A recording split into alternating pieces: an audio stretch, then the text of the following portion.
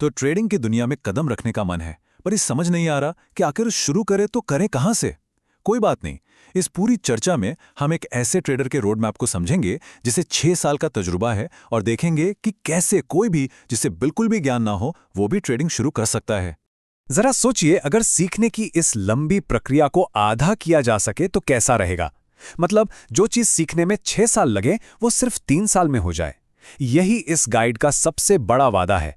6 साल की मेहनत और मुश्किल से सीखे गए सबको को निचोड़कर एक बिल्कुल साफ सुथरे रोड मैप में बदल देना। ठीक है, तो चलिए देखते हैं कि इस रोड मैप पे क्या क्या है। सबसे पहले हम देखेंगे कि अपना ट्रेडिंग मार्केट कैसे चुनें। उसके बाद सही ब्रोकर और प्लेटफॉर्म का चुनाव कैसे करें। फिर एक मजबूत ट्रेडिंग स्ट्रैटेजी बनाने की बात होगी। और हाँ, उसे टेस्ट कैसे करना है ये भी जानेंगे। और आखिर में प्रैक्टिस से लाइव ट्रेडिंग तक का सफर कैसे तय करना है। ट्रेडिंग की इस पूरी यात्रा में जो पहला और सबसे सबसे जरूरी फैसला होता है वो है ये चुनना कि आखिर किस बाजार में ट्रेड करना है। और यकीन मानिए, ये एक फैसला आगे के हर कदम पर अपना असर डालता है।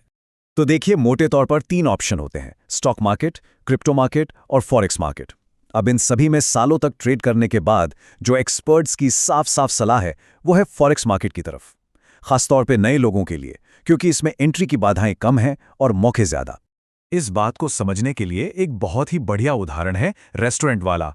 सोचिए, फॉरेक्स मार्केट में ट्रेडिंग करना मुंबई जैसे बड़े शहर में एक रेस्टोरेंट खोलने जैसा है, जहां लाखों ग्राहक हैं और बढ़ने की कोई सीमा नहीं। और वहीं दूसरी तरफ बाकी मार्केट्स एक छोटे से गांव में रेस्टोरेंट खोलने जैसे हैं, जहां आबादी भी कम है और बढ़ने के मौके भी सीमित। चलिए, मार्केट तो चुन लिया, अब अगला कदम है सही औजार चुनना, मतलब कि अपना ब्रोकर और प्लेटफॉर्म। और ये स्टेप बहुत बहुत ज़रूरी है, क्योंकि यही वो गेटवे है जिससे मार्केट में एंट्री होगी और हर एक ट्रेड पर इसका असर पड़ेगा। तो ये ब्रोकर होता क्या है, इसे आसान भाषा में समझिए। ब्रोकर एक तरह का बिचौलिया है, एक गेटकीपर जो आपको मार्केट से जोड़ता है। लेकिन सही गेटकीपर चुनना बहुत ज़रूरी है, क्योंकि वो आपके मुनाफे में से अपना हिस्सा भी लेता है और उसकी सर्विस का सीधा असर आपकी ट्रेडिंग पर पड़ता है। तो सवाल उठता है कि ये चुनाव इतना ज्यादा जरूरी क्यों है। भाई, कोई भी ब्रोकर चुन ले, क्या फर्क पड़ता है? फर्क पड़ता है। एक नए ट्रेडर के लिए उसका ब्रोकर उसकी कामयाबी या फिर नाकामी की सबसे बड़ी वजहों में से एक बन सकता है। सबसे पहले तो है पैसों का रिस्क। एक घटिया ब्रोकर इतनी ज्यादा फीस और कमीशन काट सकता है कि पता ही ना चले। सोचकर देखिए, 50% का नुकसान हुआ और ब्रोकर की फीस मिलाकर वो 60% बन गया। मतलब मुनाफे तक पहुंचने का रास्ता और भी लंबा और मुश्किल हो जाता है। और इससे भी बड़ा एक और खतरा है, वो है सिक्योरिटी का। आज के जमाने में कोई भी ब्रोकरेज वेबसाइट बनाकर पैसे लेना शुरू कर सकता है।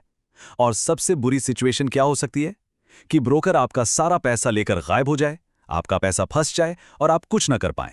इसीलिए एक भरोसेमंद और रेगुलेटेड ब्रोकर चुनना सबसे ज्यादा जरूरी है।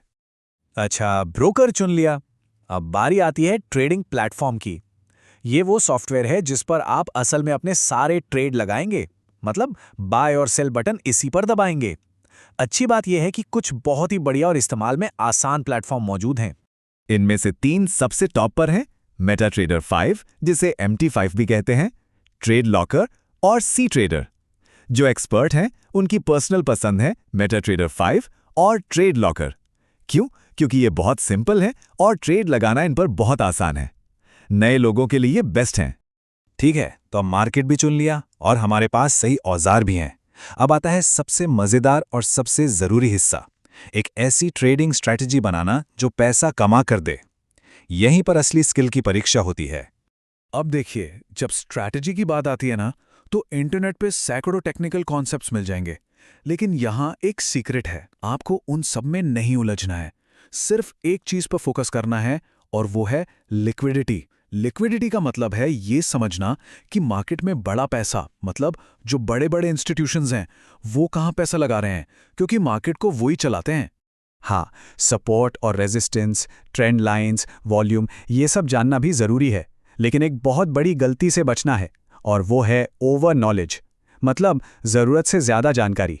आखिर में आप सिर्फ 3-4 कॉन्सेप्ट्स का ही इस्तेमाल करेंगे, तो बेहतर है कि उन्हीं में मास्टरी हासिल की जाए, बजाय 100 चीजें आधी अधूरी जानने के। तो एक अच्छी स्ट्रैटेजी के 4 मजबूत पिलर होते हैं। पहला, टाइम विंडो, मतलब आप दिन के किस समय ट्रेड करेंगे। दूसरा, ट्रेडिंग सेटअप, यानी वो कौन सी खास शर्तें होंगी जब आप ट्रेड लेंगे। तीसरा, इंस्ट्रूमेंट, मतलब आप क्या ट्रेड करेंगे, जैसे फॉरेक्स में गोल्ड या कोई करेंसी पेयर। और चौथा, सबसे जरूरी, रिस्क मैनेजमेंट, हर ट्रेड में कितना जोखिम लेना है और कितना मुनाफा कमाना है। तो अब स्ट्रैटेजी तो बन गई, लेकिन रुकिए, अभी असली पैसा लगाने का टाइम नहीं आया है। अब जो अगला स्टेप है वो शायद इस पूरी जर्नी का सबसे सबसे जरूरी स्टेप है, और वो है अपनी स्ट्रैटेजी को टेस्ट करना। इसे ऐसे समझिए, बिना टेस्ट किए मार्केट में अपना पैसा लगाना सरासर पागलपन है।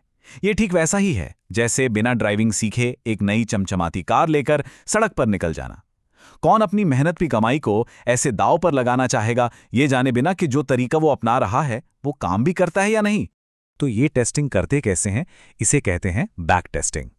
इसमें आप पिछले 1 साल या उससे ज़्यादा का चार्ट डेटा लेते हैं और उस पर अपनी स्ट्रैटेजी के नियम एक एक करके लागू करते हैं। फिर आप देखते हैं कि कितनी बार जीते, कितनी बार हारे, और सबसे ज़रूरी, आप उन पैटर्न्स को पहचानते हैं जहां आपको नुकसान हुआ। क्या वो कोई ख़ास दिन था, या कोई ख़ास समय, या कोई ख़ास सेटअप, और फिर आप उन गलतियों को अपनी स्ट्रैटेजी से हटा देते हैं। तो बैक टेस्टिंग में लक्ष्य क्या होना चाहिए? आपका टारगेट होना चाहिए लगभग 80% का विन रेट। हाँ, ये सुनने में बहुत ज़्यादा लग सकता है, लेकिन इसके पीछे एक बहुत बड़ा कारण है।